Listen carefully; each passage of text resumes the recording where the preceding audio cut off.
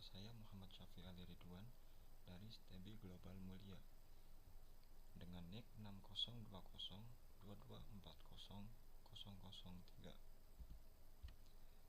Kali ini saya akan menganalisis dampak Indonesia bergabung dengan Bridge terhadap ekonomi mikro Indonesia. Bayangkan, kalian sebagai pelaku UMKM di Indonesia yang selama ini hanya jualan di pasar lokal, lalu tiba-tiba Indonesia masuk Bridge. Apa yang terjadi?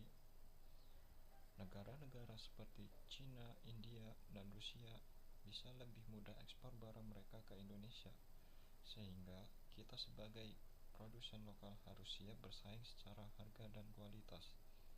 Tapi di sisi lain, pelaku usaha Indonesia juga punya kesempatan ekspor ke India dan Afrika Selatan yang selama ini pasarnya tertutup. Artinya, permintaan atas barang kita bisa naik. Di sisi mikro, perusahaan-perusahaan kecil harus berpikir bagaimana menekan biaya produksi, meningkatkan produktivitas karyawan, dan menciptakan produk yang sesuai selera pasar Bridge. Selain itu, pilihan barang untuk konsumen makin banyak, sehingga selera dan keputusan membeli mereka berubah. Mereka bisa pilih produk lokal atau produk impor Bridge yang mungkin lebih murah.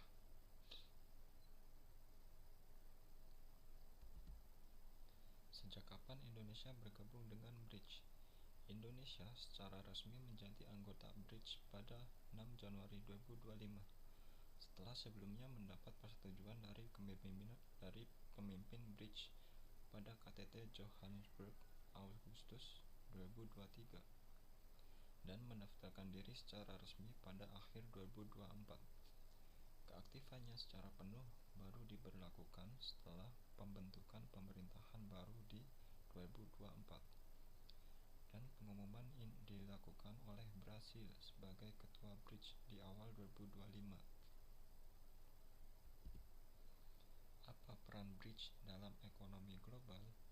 Berikut adalah peran Bridge dalam ekonomi global. 1. Mengimbangi dominasi Barat.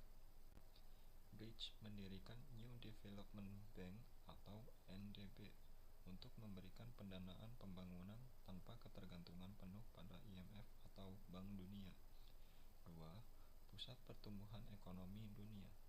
Negara Bridge menyumbang lebih dari 31% PDB dunia pada 2024, lebih besar dari G7 jika dihitung dengan purchasing power parity.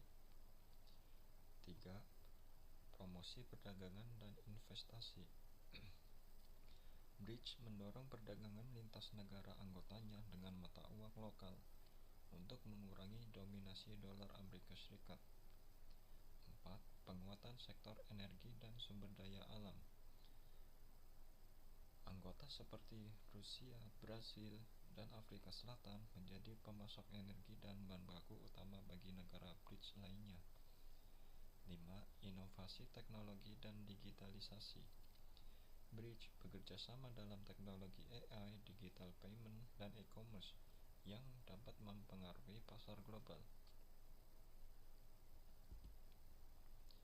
Konsep dasar ekonomi mikro.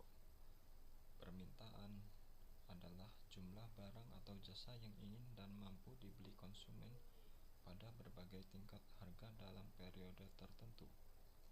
Penawaran adalah jumlah barang atau jasa yang ingin dan mampu diproduksi produsen pada berbagai tingkat harga.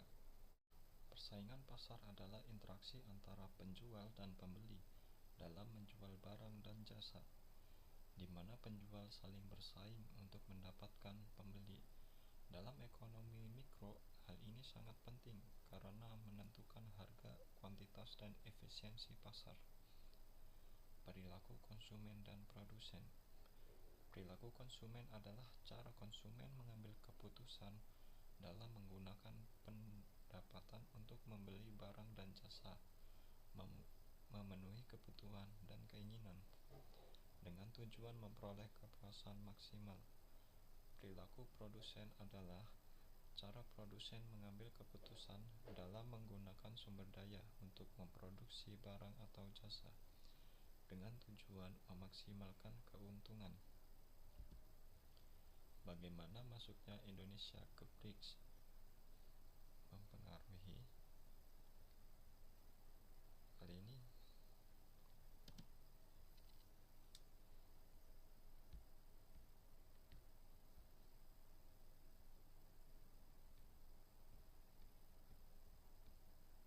Dampak pada pelaku usaha mikro atau UMKM. Peluang akses pasar lebih luas. UMKM di Indonesia dapat memanfaatkan pasar BRICS yang memiliki ratusan juta konsumen. Produk lokal seperti kerajinan, makanan, dan tekstil berpeluang besar untuk ekspor. Persaingan produk. Persaingan di pasar domestik. Produk impor dari negara BRICS, misalnya elektronik dari Cina atau rempah dari India, bisa masuk dengan harga lebih murah, sehingga produsen lokal harus meningkatkan efisiensi. Peningkatan kualitas UMKM dipaksa berinovasi agar tidak kalah dengan produk negara BRICS, misalnya melalui branding, kualitas kemasan, dan pemasaran digital.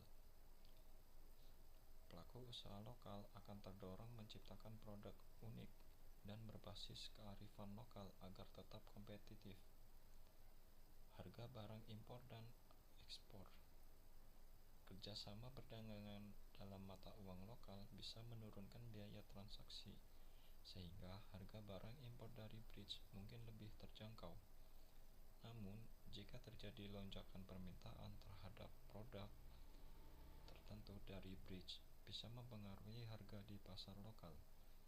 Dan untuk barang ekspor, UMKM berpeluang mengekspor dengan biaya logistik lebih rendah dan tarif lebih ringan karena perjanjian dagang antar anggota BRICS.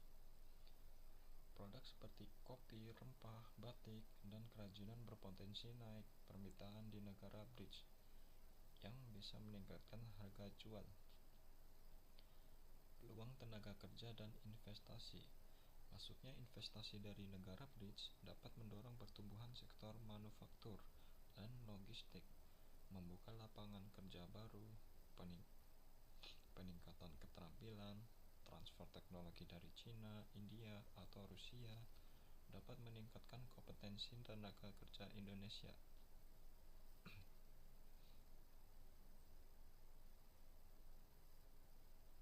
Kolaborasi bisnis UMKM berpotensi mendapatkan mitra dagang atau investor dari negara anggota BRICS, mempercepat ekspansi bisnis. Apakah BRICS peluang atau ancaman bagi pelaku usaha kecil? Masuknya Indonesia ke BRICS lebih banyak memberikan peluang bagi pelaku usaha kecil (UMKM) dibandingkan ancaman jika mereka mampu beradaptasi dengan cepat. Alasan BRICS adalah peluang bagi UMKM. 1. Akses pasar luas. UMKM dapat menjangkau pasar raksasa BRICS seperti Cina, India, dan Brasil yang punya jutaan konsumen. 2. Pendanaan dan teknologi. New Development Bank dan kolaborasi dengan negara BRICS dapat membantu UMKM mengakses modal, pelatihan, dan teknologi produksi yang lebih efisien. 3. Diversifikasi mata uang dan biaya impor lebih rendah. Transaksi menggunakan mata uang lokal bisa menurunkan biaya perdagangan. 4. Potensi ekspor naik. Produk khas Indonesia, kopi, rempah, batik, punya daya tarik di pasar BRICS. Namun ada ancaman. Persaingan produk murah, produk massal dari Cina atau India bisa menekan harga pasar lokal, standarisasi, dan kualitas. UMKM yang tidak mampu memenuhi standar internasional akan sulit bersaing. Tekanan harga dan efisiensi. UMKM harus lebih inovatif agar tidak kalah dari produk impor. BRICS adalah peluang strategis untuk UMKM, tetapi tanpa adaptasi, digitalisasi, inovasi, peningkatan kualitas, peluang ini bisa bisa berubah menjadi ancaman karena persaingan akan semakin ketat. Berikut adalah saran strategis untuk pelaku UMKM di Indonesia agar mampu memanfaatkan peluang setelah Indonesia bergabung dengan BRICS. 1. Fokus pada kualitas produk dan standarisasi. Tingkatkan mutu kemasan dan sertifikasi agar bisa masuk pasar ekspor BRICS.